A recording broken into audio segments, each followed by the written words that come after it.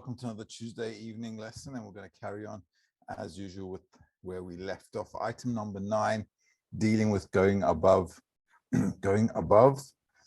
the arguments with the will to receive. All right, we're going to carry on with item number 9. As you know, we're doing this in the morning lesson, and we're carrying on with it as usual. And it's a topic worthwhile doing because it allows us to understand how to take a look at our will to receive.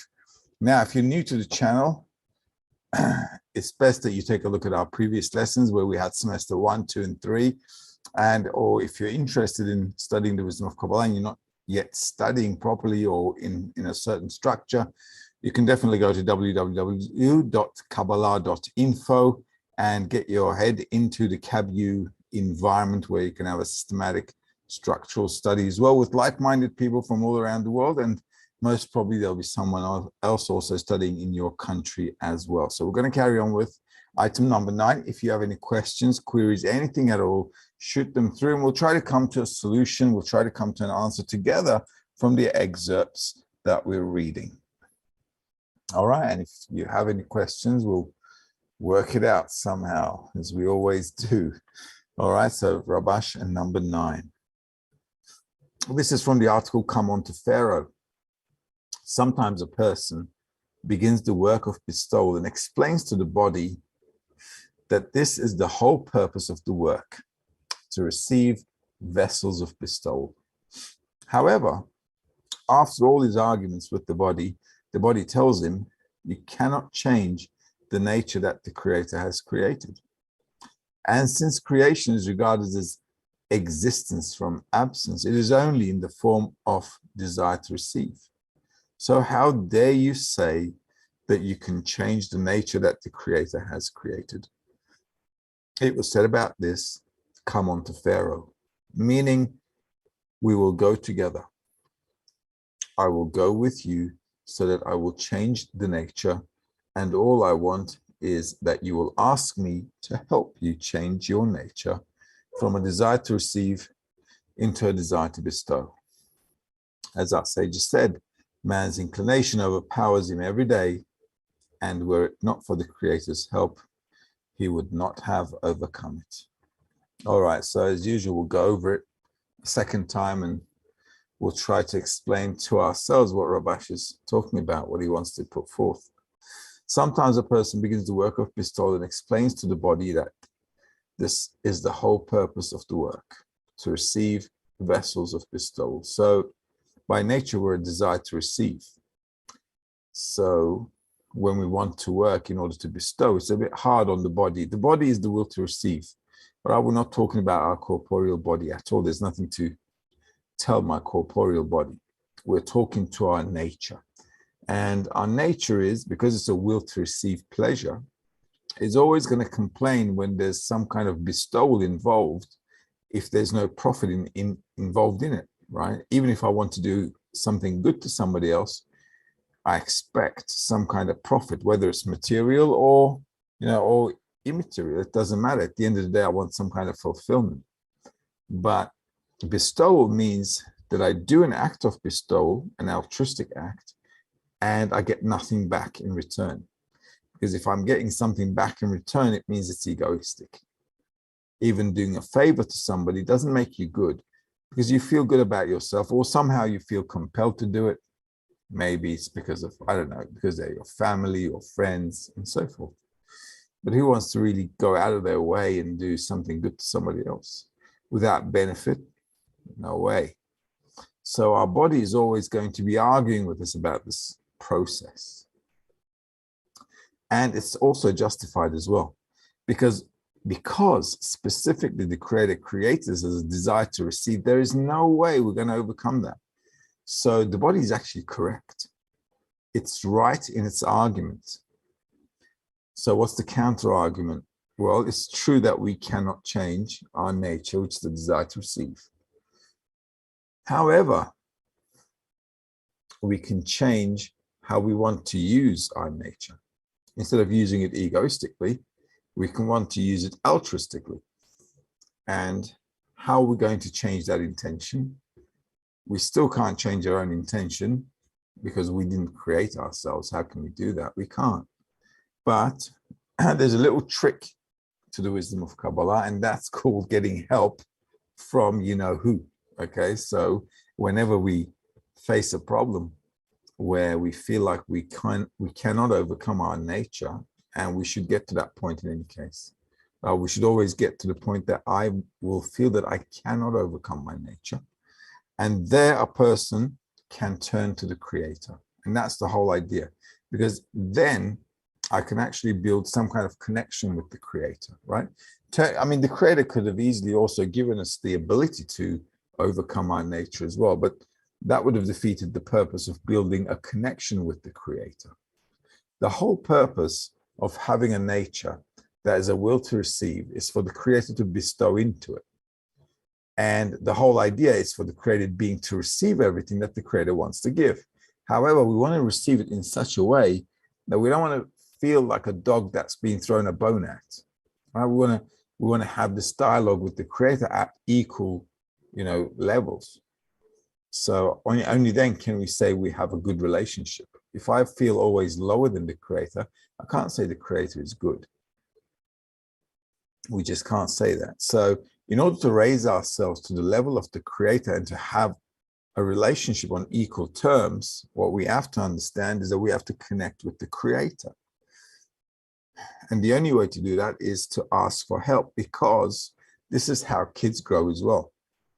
Children are always asking for things from their parents.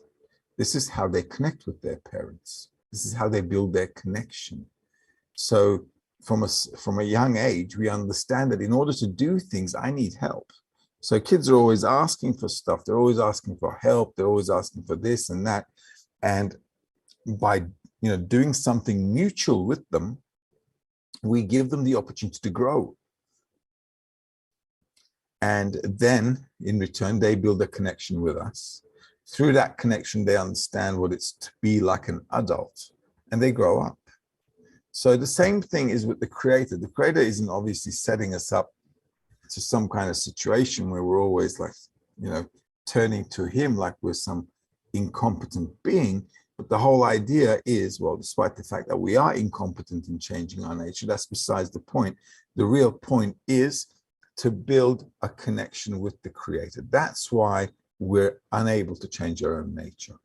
Otherwise, we would never have the need for the Creator, and we'd never have a connection with the Creator, right? And that would defeat the whole purpose of creation. Why? Because we would be incapable, exactly then we would be incapable of receiving anything from the Creator, because we've got no connection. How am I going to, I can't go around receiving things from everyone around the world. I'm not connected to everyone.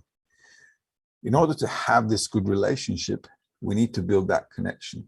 And the way to want to build that relationship is, first of all, for us to want to get out of our evil nature. In order for us to want to get out of our evil nature, we have to work in such a way that we begin to feel that our nature is bad. It's only selfish, right? So this work together in the group allows us to understand what the complaint of our nature is, and how we can overcome those complaints, and how we can turn to the Creator and get some help in changing our nature. Okay. All right, if there are any questions, you guys let me know.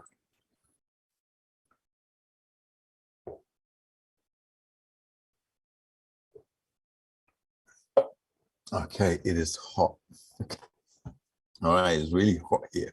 So item number 10. So let's carry on. I'm going to go a little slow. A person does not need to be impressed when during the descent, the bad comes to him to argue with him and makes him think, you see that you're not advancing in the work. So I advise you to run from this path, which is work of bestowal, and go work in the manner that the general public, meaning only in practice. This is the time of choice to overcome and say, now I see the truth, how far I am from the Creator, and only He can help. And to believe what is written, for you hear the prayer of every mouth, meaning even though he's not worthy of being helped, the Creator still helps. Therefore, he says, I will certainly get help from above, since I feel that the help that the Creator will give me now is truly reviving the dead. But if a person is not rewarded, he escapes from the campaign and says that this work belongs to those who are gifted, but he is unfit for it. Yet our sages said about this, the ways of the Lord are straight. The righteous walk in it, and the wicked fail in it. Therefore, do not run away. All right, so sometimes we go through those ups and downs, right? So mostly downs, actually. Our path is mostly down. It's like downhill. Okay, and we have these little up moments, but it's mostly downhill. And well, it's like going downhill with no brakes. Okay, so it's like all of a sudden you could be all over the place. But because we're going through a lot of emotional ups and downs, this is very important, because these emotional ups and downs allow us to evaluate the difference between the states that we go through. So if I'm going through an elevated state and then I'm going through a descent, I actually have the ability to evaluate myself, right, at 2 points. Why is that important? Because as we go through ups and downs, and the more of them I go through, the frequency is big, okay? However, though, because of experience over time and time, the frequency is big, but the way I look at it is more stable. All right, it's like somebody's growing up, and the way they relate to life is more stable, rather than little children, especially at the age of around three, they have tantrums, right? They can just be screaming about and thinking, woo, all this kind of. Why? Because emotionally they're unstable. So what happens is we go through a lot of ups and downs. They allow us to understand the states we're going through.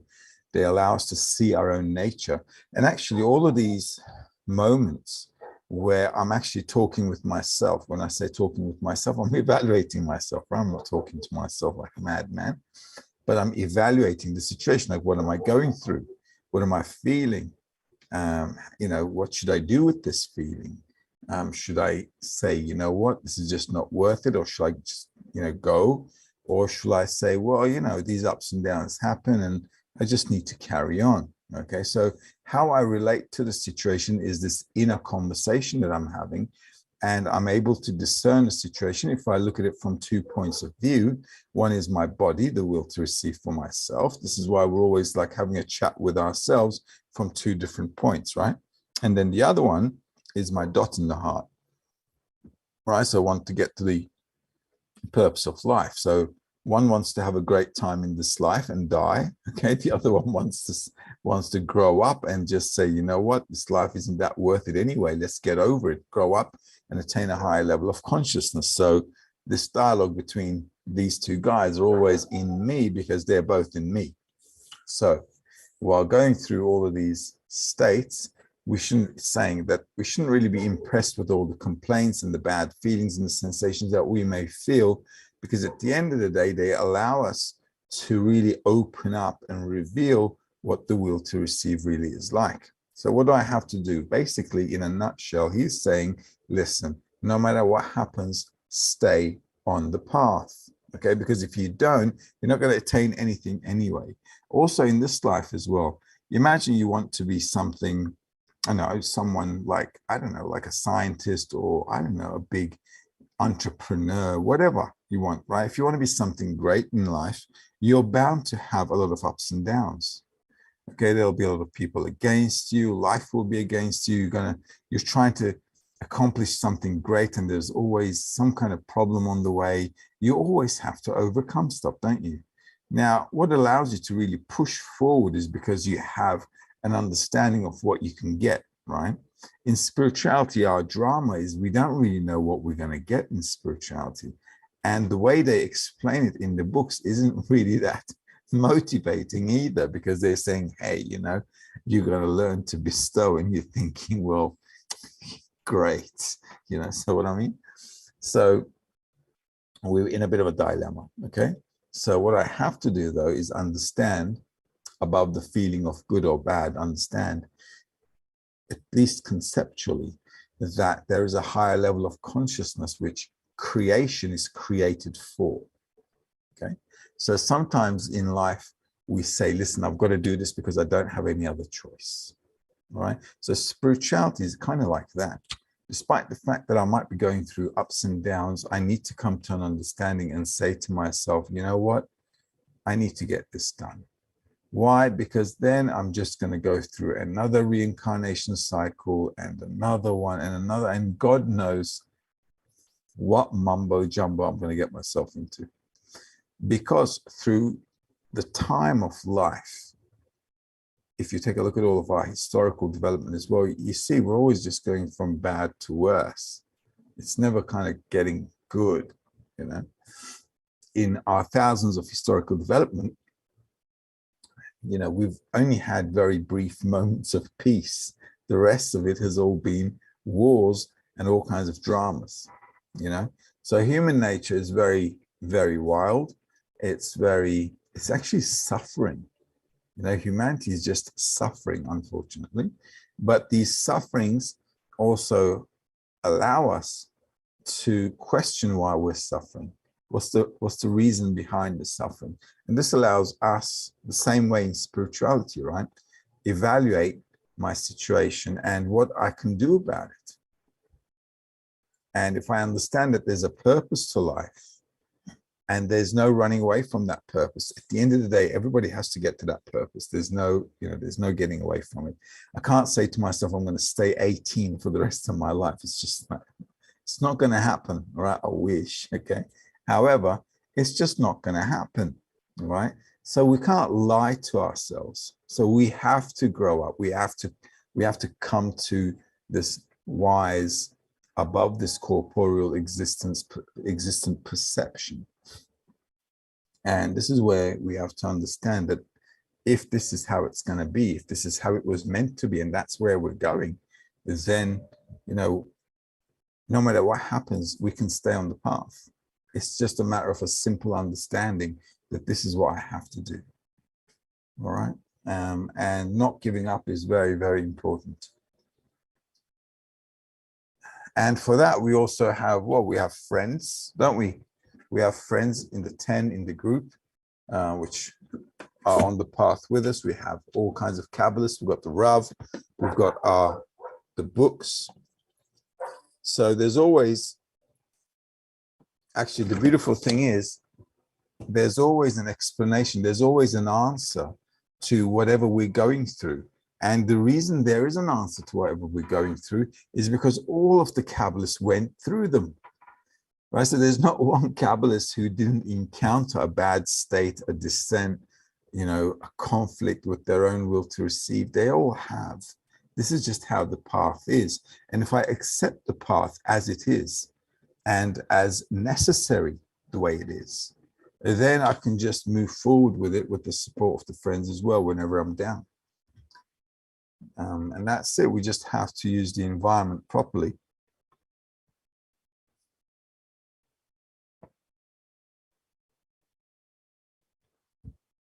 Right, let's take a look.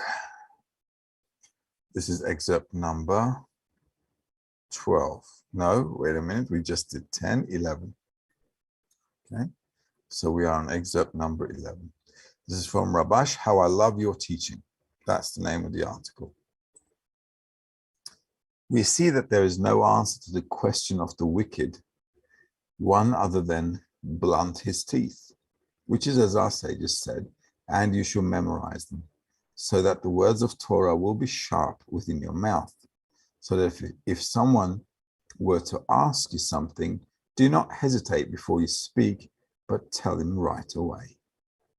What can one tell him about this? What? The other what? Meaning, what does the Lord your God require of you? Only to fear me. In other words, we must know that the first what the Lord your God asked, and not you, meaning that the Creator brought this, what in your mind, since there is no other force in the world, as it is written, there's none else besides him. Clearly, the Creator will not create a creation that is against him. Rather, he created his thought so as to fear him, which is the acceptance of the burden of the kingdom of heaven above reason.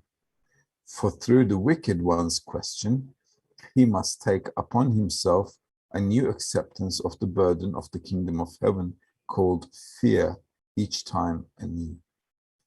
Right, this is a bit of a, I guess it's a bit of a complicated one. Also, the translations, when they're translating, it's a bit different to the original as well. When I say different, it's hard to express something in another language sometimes. But let's take the essence of this, right?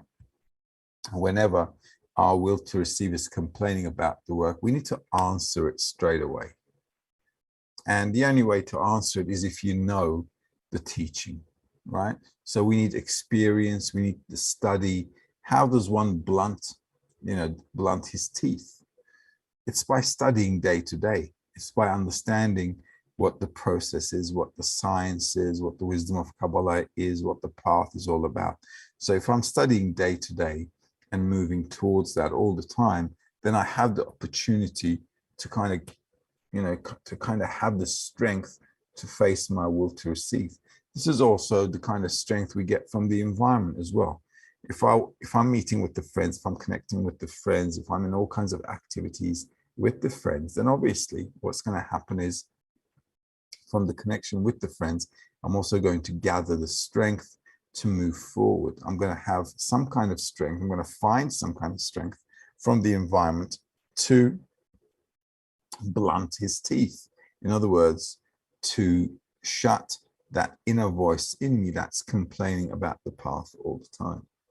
Now, because we're sensing creatures, okay, when we're complaining about life, it could get pretty strong, right? If I have this person complaining in me all the time about, what are you doing? Why are you studying this? Why you want to bestow? What are you, crazy? All kinds of stuff. Sometimes if you're on your own and it's the strong pressure, then it's very hard to put against it, right? This is specifically why we need to use the environment, and we need the help of the Creator, all right? And the only way we can have help from the Creator is not directly at all, because the Creator is not going to come out of the blue sky and say, hey, I'm here, I'm going to help you out. It's not going to happen like that.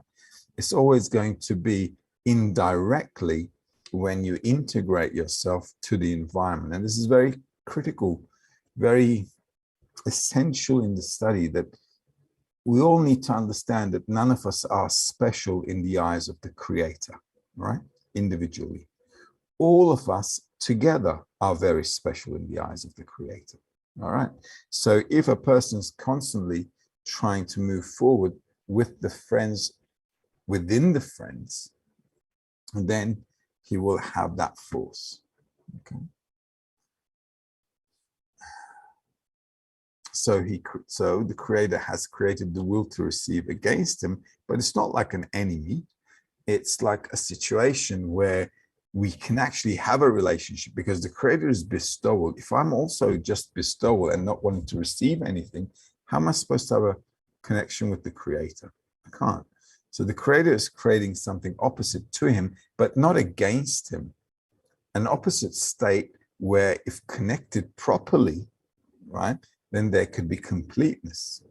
Because just bestowing on the Creator's own, or just us being in a desire to receive without anyone bestowing to us, we're both going to be left empty-handed. All right. So the whole idea of the Creator creating a desire to receive is so that he can actually fulfill the desire to receive, and the created being willingly, understandingly can accept that with the intention to bestow back to the Creator, and not be like a dog who's been thrown a bone, okay, on equal terms. And the way to do that is to actually get above your desire to receive. So what we have to fear here is how I'm going to relate to my will to receive. If I use it in order to receive for myself, that is the state I should be fearing. So I should be afraid of using my will to receive for my personal benefit. That's all. I should only be using it in order to bring contentment to the Creator. Why? Because that equalizes us. That way, I'm not being sold. I'm not being bribed by the creator to get something done. All right, so these are like important stuff. And this allows us to equalize to the creator. So that is the fear we need to come to. And we should fear that state. Why? Because it actually turns us into a lesser being. If I use my will to receive from myself, I actually turn to my own self and say, listen, it's good to be a dog who's being thrown a bone. So imagine the situation if you came to my house, let's say, for a barbecue, and obviously you're a human being, and I throw the meat at you rather than serve it on a plate. You'd feel pretty bad, wouldn't you? So the creator doesn't want us to feel bad. And because we're human, we have this higher level of self-awareness where we don't want to be humiliated. We don't want to feel shame or less than somebody else. Why? Because that's in our root, in the creator.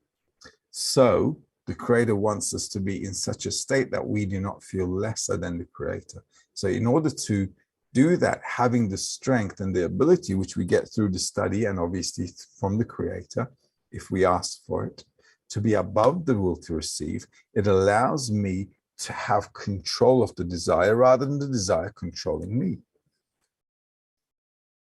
And then I can evaluate and calculate how I can use that desire in order to bestow to the creator and turn myself into a higher being by not being under the influence of the desire to receive, of the pleasure. So I'm actually making myself completely independent with respect to how the creator created me. Okay, I'm actually earning my independence through this whole process. Any questions? We've got 3. Well, why don't you say so? Let's take a look. Patricia's asking, how do we find strength when we feel rejected? Well, look, also this excuse that, oh, the friends don't like me, I'm being rejected. Oh, that's also my ego. All right. My ego will come up with all kinds of stuff to run away. Okay. It certainly will. And I know from experience, I've been studying for 20 years. Trust me, it will come up with all kinds of weird excuses to just run away. Some of them will just be crazy. Okay. It does that. What can you do? What can you do? Just, take it easy, bow your head to the situation, and move forward. At the end of the day, think of it like this.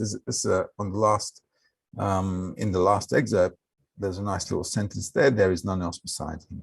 So the creator is bringing me the situation. So whatever I see, it's like the creator's game with me. So what can I do? I can just say, you know what?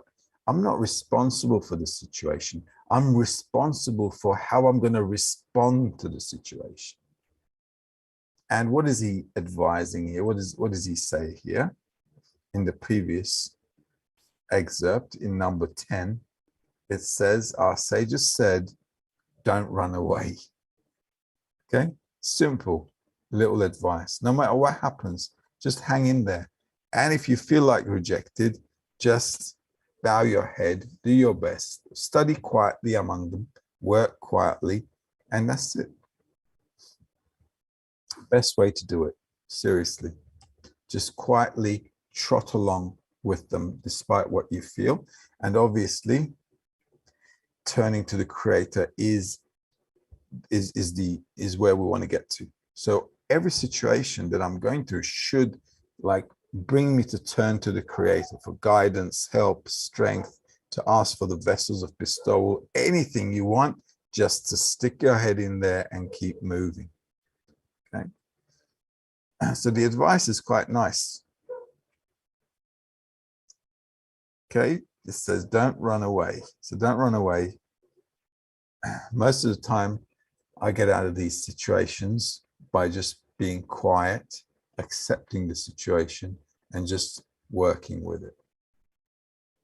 And that just works fine. Okay? Just nullify to the situation, turn to the creator, ask for some help, strength, guidance, anything. and just justify the friends, and always look at it from the perspective of everything is working towards your correction. Right? So by this process that you're being corrected, and by nullifying to it, you're actually accepting that correction. You're letting the situation work on you. Isoka is asking, can you explain what it means advancing within the friends? Well,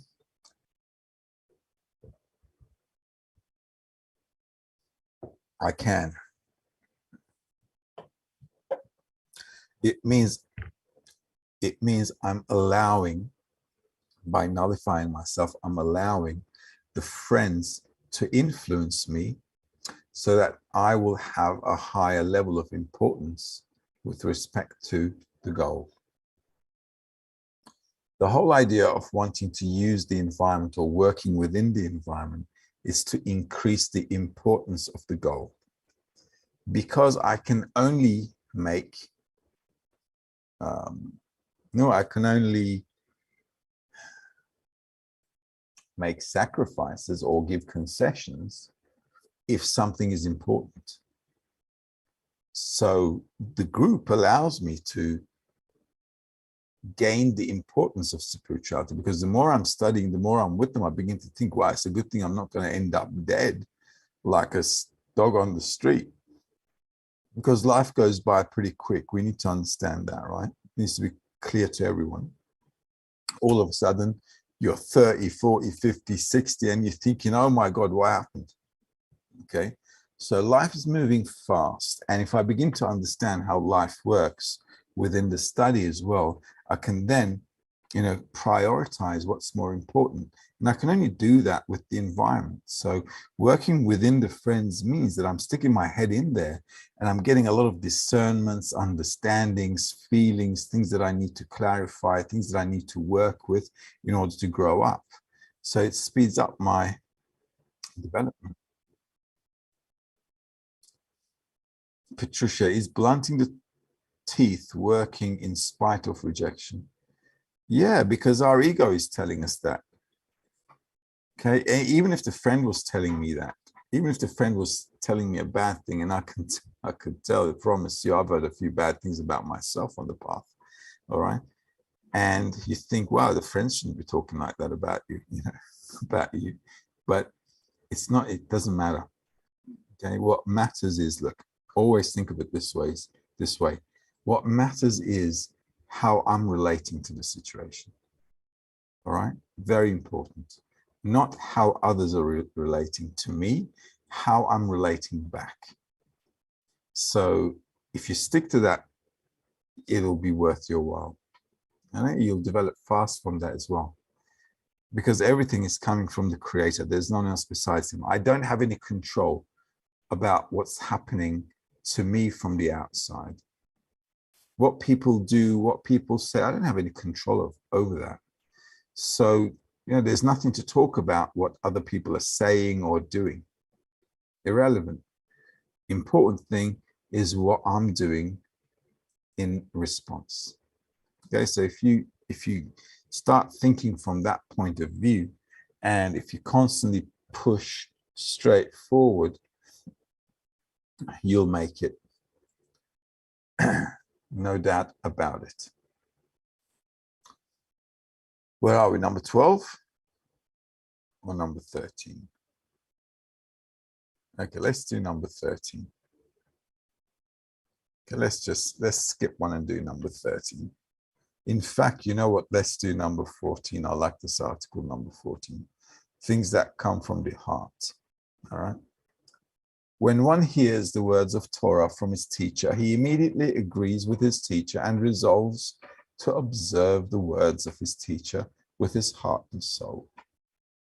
But afterwards, when he comes out to the world, he sees, covets, and is infected by the multitude of desires roaming the world. Then he and his mind, his heart, and his will are annulled before the majority. As long as he has no power to sentence the world to the side of merit, they subdue him. He mingles with their desires, and is led like sheep to the slaughter. He has no choice. He is compelled to think, want, crave, and demand everything that the majority demands. Then he chooses their foreign thoughts and their loathsome lusts and desires, which are alien to the spirit of the Torah. In that state, he has no strength to subdue the majority. Instead, there's only one counsel: to cling to his teacher and to the books.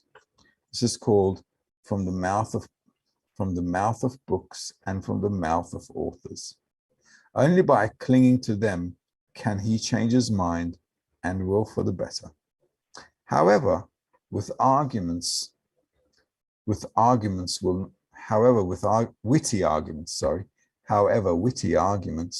not help him change his mind, but only the remedy of adhesion, for this is a wondrous cure, as adhesion reforms him. All right, so once again, listen, this is the importance of environment. So when we're close to the teacher, to the friends, to the study, we like understand, and we're like agreeing with the, with the flow of life, or of our spiritual life, that is. So we agree, we want to do it, we're enthusiastic. But the minute we go out there to the corporeal world, what happens? All of a sudden, we start wanting things and thinking about things that are completely irrelevant to spirituality. Why? Well, that's just how it is. Because we're influenced by the outer environment. So because we're under the influence of our spiritual environment and the general environment of humanity, we're always in between these two things. And it becomes a bit of a drama if I don't know how to strengthen the spiritual one over the corporeal one. Because the corporeal one, the corporeal environment, is much stronger than the spiritual one. If I don't know how to, if I don't know how to add on to the spiritual environment so it can influence me better. It's just how it is. So we just need to understand here that there's only one thing: the goal, the importance of the goal, and how I can use the environment to keep myself on the path. There isn't really much else to do. The rest is just like, they said a few excerpts ago, don't leave the path. Why? Because the studying, as you do it day by day, year by year, it's just doing it all the time and all the time. And you see that this work, day in and day out, changes you over time. The way you look at life is different. The way you feel life becomes different. And it's just, you just begin to grow up. So all of these things that happen to us on the path, really, the most important factor is the environment. Which environment is influencing me more? Which one is giving me more strength? And so on. Okay. And if we keep our line straight, right? So me, the group, and the creator, all in one straight line, then we can come to this adhesion with the creator by first coming to adhesion with the friends. And coming to adhesion with the friends also, look, the work is all up to me. Okay, despite the fact that I'm working in the 10, I have to understand that in the 10, in the group, I've got to do my share as best as I can. And that's it. So being responsible for what I have to do and how I need to complete my 10, understanding how to do it, understanding what to do, comes with the study, comes from the discernments I get from the environment all the time, the spiritual environment. So very important to find ways and tricks to keep ourselves connected during our time in the corporeal world during the day. For example, during work and so on. This is why we're meeting like after the lesson, morning lesson, right? We've got like a meeting with the 10, we've got a lunchtime meeting, and we've got an evening meeting, right? So all of these meetings are kind of like, bring us together, despite the fact that you sometimes just don't want to go there, all right? But you keep pushing yourself, and it allows you to have this little connection, one more drop, another drop, another drop, another drop, until that last that last piece of hay breaks the camel's back, as they say. All right? So that's how we have to adding to the work.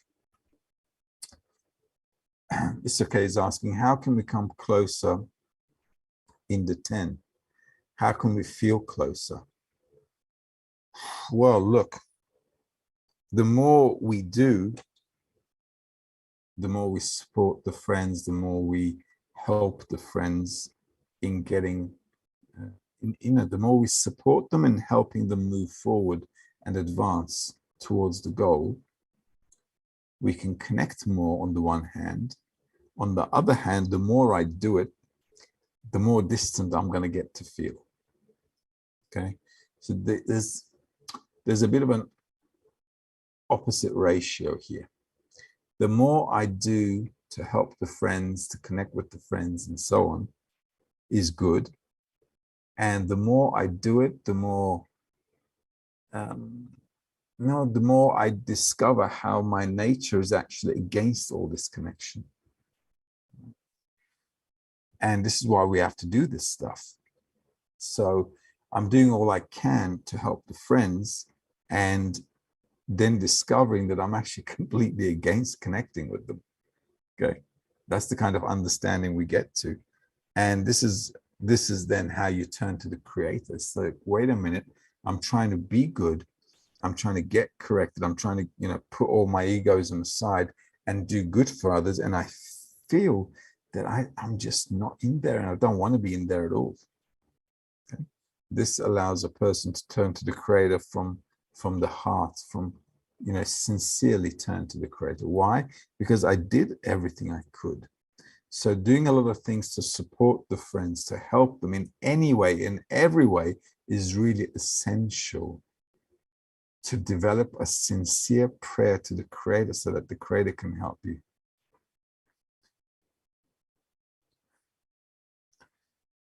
And then the only time we can feel closer is actually as we get into spirituality. But before you get into spirituality as well, you will feel close to them, like you don't want to let them down. All right, because over time you'll feel connected, and then you'll feel responsible for the friends, despite the fact that you're not in spirituality. So then you'll be in a real split. On the one hand, you feel responsible. On the one hand, you feel like they're your friends. On the other hand, you don't want to feel connect with them. You don't want to feel connection with them, connected with them. You're like in two opposite ends, and it's just like driving you crazy. Okay, and that's how it should be. You should be right in between two opposite states all the time, and it should just be like driving you nuts. Okay, not literally, obviously, right? Okay. So this will allow you to actually turn to the creator for help, so you can actually sway yourself towards this goal. Okay. Spiritually close means we have to be in spirituality to be spiritually close. Until then, we're going to have to work on it to do everything we can. And then, well, we'll see how we'll get to a prayer. All right. I think that's it, right? Am I correct? Okay. I hope you guys had a great evening. I certainly have a great evening on Tuesdays. Okay. Because it's a really good preparation for the next day for me, for the next morning lesson. So see you guys next time, and we'll carry on as usual. Okay, so item number 15 next week. Okay, have a good one. All the best. Good evening.